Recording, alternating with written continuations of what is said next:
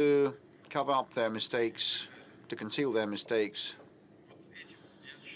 In economy and finance, and they got in a gauge, and so it is very hard for them to move rightwards or leftwards. With respect to a possible conflict with the US President, there is nothing surprising about that, and it's obvious for any observer.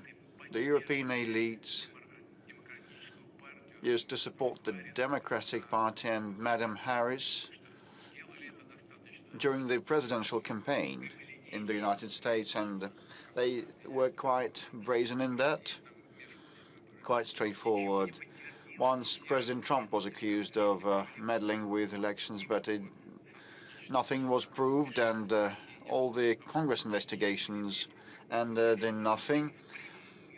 However, the political elites of Europe directly interfered, and that was quite blatant and obvious and uncovered.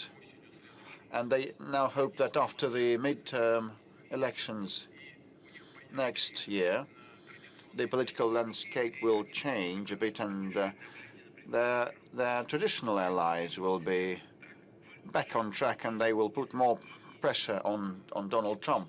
This is why they are so insolent in the view of the forthcoming midterm Congress election.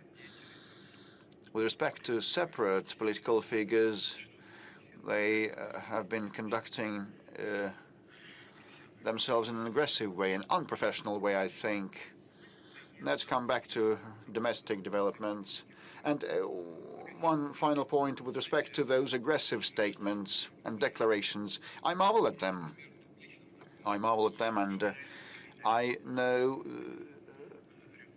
personally know the current NATO Secretary General, the former Prime Minister of the Netherlands. I used to pay a visit to the Netherlands, and he's a smart person, a clever person, a systemic one, and an efficient one. He used to be an efficient Prime Minister, and the economy of the Netherlands is in a good shape, and this is partly his merit. But now he's talking nonsense. Why are you talking this nonsense about a prospective war with Russia? They want to get ready and brace themselves for a war with Russia. Can you just read the new strategy, national security strategy of the United States, and it says that the United States is a key player and the founder and the main sponsor of NATO, and the bulk of the funding comes from the United States, as well as the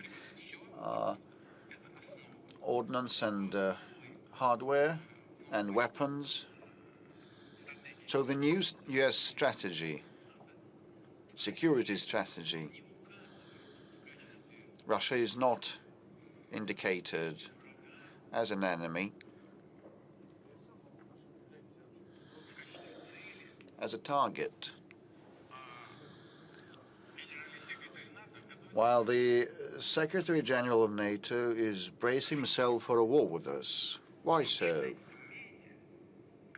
Can he read?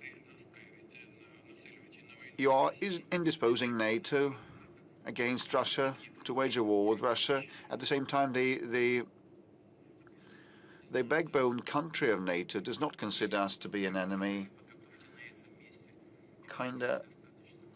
I would question the level of professional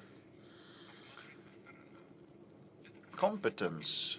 You should be quite attentive about your own duties, and you should also be open to what is happening around you. So we've been on air for about 3 hours. We've been live for about 3 hours, and we have around 3 million applications and questions, and lots of them are about the housing issue. Well, the family mortgage, people want it to be extended to encompass the second-hand